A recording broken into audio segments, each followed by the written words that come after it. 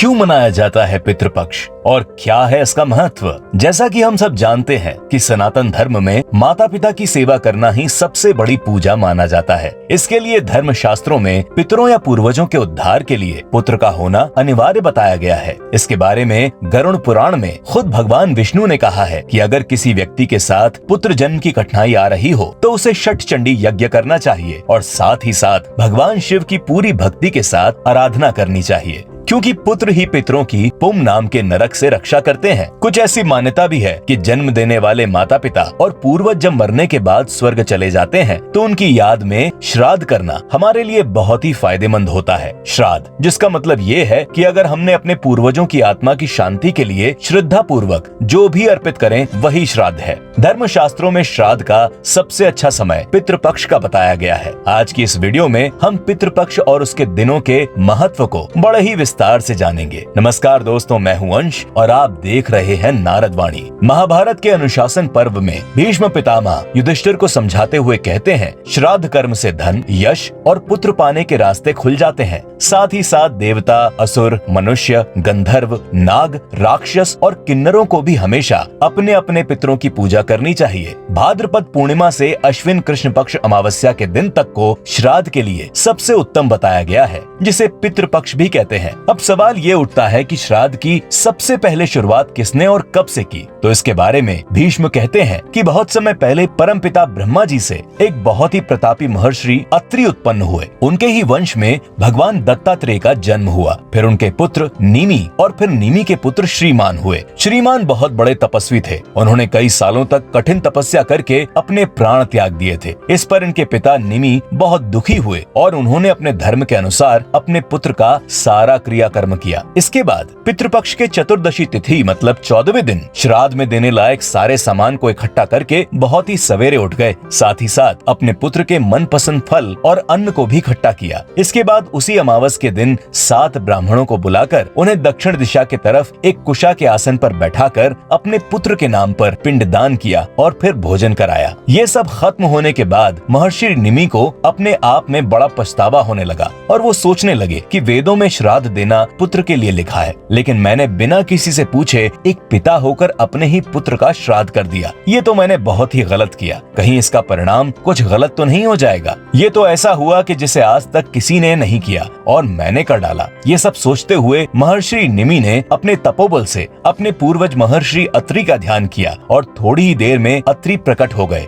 और उन्होंने निमि के मन में चल रहे इस पछतावे का हल बताते हुए कहा कि बेटा, तुमने ये जो श्राद्ध अपने पुत्र के लिए किया है इससे मत डरो, क्योंकि ये श्राद्ध का नियम खुद ब्रह्मा जी के द्वारा ही बनाया गया है और उन्हीं के बनाए नियम के अनुसार तुमने श्राद्ध किया है। जैसा कि नियम है कि श्राद्ध के लिए जल लाते समय भगवान वरुण को याद करना चाहिए और फिर अग्नि और सोम को याद करना चाहिए। परमपिता ब्रह्मा ने कुछ देवता भी उत्पन्न किए हैं जो पितरों के नाम से ही जाने जाते हैं, जिन्हें उष्पन भी कहते हैं, और श्राद्ध में इन्हीं का भाग निश्चित किया गया है। जो व्यक्ति इनकी पूजा श्रद्धा के साथ करता है उसके पूर्वजों का नरक से उद्धार हो जाता है। और इस तरह महर्षि निमि को महर्षि अत्रि ने श्राद्ध के बारे में विस्तार से बताया और फिर अपने लोक को वापस लौट गए। तो इस तरह सबसे पहले महर्षि निमि ने श्राद्ध करने का नियम शुरू किया और फिर धीरे धीरे सभी ऋषियों ने अपने पूर्वजों के लिए श्राद्ध करना शुरू कर दिया और इस तरह एक परंपरा सी बन गई जिसमें ब्राह्मण, क्षत्रिय, वैश्य और शूद्र, ये चारों वर्ण के लोग भी श्राद्ध में देवताओं और अपने पितरों को अन्न देने लगे। कहा जाता है कि श्राद्ध में सबसे पहला भाग अग्नि को दिया जाता है। इसके बारे में पितामह भीष्म बताते हैं कि एक बार जब बहुत सारे अन्न देवताओं और पितरों को पहुंचने लगे तो वो दोनों इतने सारे अन्न को पचा नहीं पा रहे थे और इससे दुखी होकर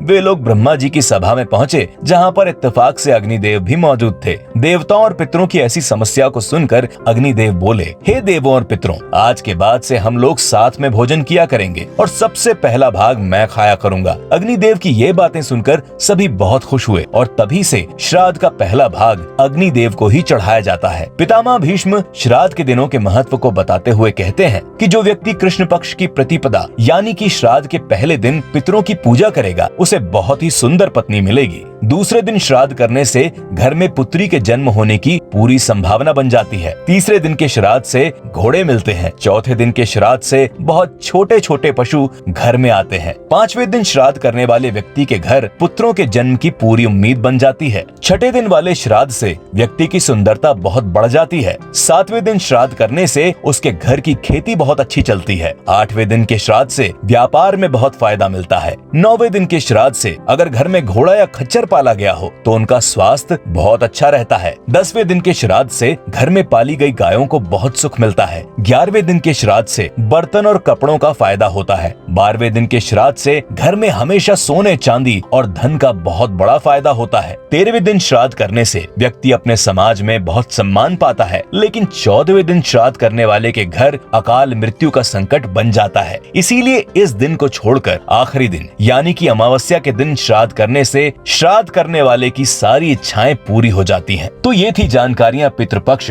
और उसके दिनों के महत्व की। इसके अलावा एक और मान्यता भी है कि श्राद्ध में निकाले गए भोजन या प्रसाद को सबसे पहले कौए को ही खिलाना चाहिए, नहीं तो इससे श्राद्ध करने का फल नहीं मिलता। लेकिन आखिर ऐसा क्यों है, क्या है इसके पीछे का कारण, तो इसके बारे में भी एक कथा सुनने को मिलती है जो हम आपको बताने जा रहे हैं। आनंद रामायण के अनुसार एक बार इंद्र का पुत्र जयंत कौवे का रूप बनाकर माता सीता के पास गया और उनके पैर के अंगूठे को अपनी तीखी चोंच से बार बार नोचने की कोशिश कर रहा था, जिससे माता सीता के उस अंगूठे से हल्के खून की धारा निकलने लगी। अचानक श्री राम की नजर उस कौवे पर पड़ी। ये देखकर श्री राम को बहुत गुस्सा आया और उन्होंने तुरंत ही एक सीका निकाल लिया और उसे इस तरह मंत्र पढ़कर उस कौवे पर छोड़ा, जिससे वो कौवा यानी कि जयंत घबराकर वहां से भागा, लेकिन उसे उस सीके से छुटकारा नहीं मिला। वो जहां जहां जाता वो सीका उसके पीछे पीछे जाता। जब किसी भी तरह जयंत को उससे छुटकारा नहीं मिला तो उसने बचाव के लिए श्री राम की शरण ली। इस पर श्री राम ने उसी सीके से उसकी एक आंख फोड़ दी और उसे जीवन दान दिया। तभी से ऐसा कहा जाता है कि कौवे अपनी एक आंख से ही देखते हैं। काफी समय बीत जाने के बाद श्री राम अपने दरबारियों के साथ राजसभा में बैठे थे। उस राजसभा से थोड़ी दूर पर एक अंगूर की बेल थी, जिसकी डाल पर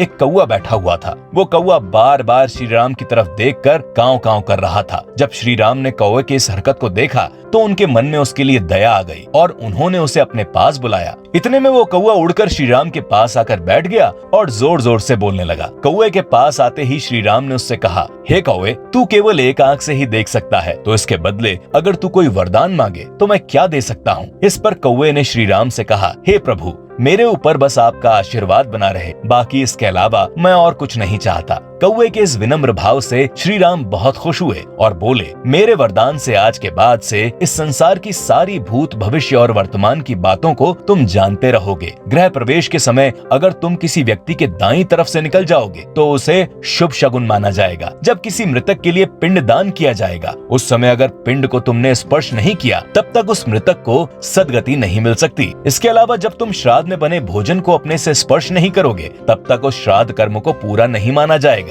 ऐसा वरदान पाने के बाद वो कौवा बहुत खुश हुआ और वहां से उड़ गया। तो इसीलिए श्री राम के आशीर्वाद से कौवे को श्राद्ध का भोजन खिलाना बहुत जरूरी माना गया है, नहीं तो श्राद्ध कार्य अधूरा माना जाता है। आज की ये वीडियो आपको कैसी लगी कमेंट में जरूर बताइएगा और ऐसी ही रोचक कथाओं को जानने के लिए आज ही सब्सक्राइब करें नारद वाणी। नमस्कार।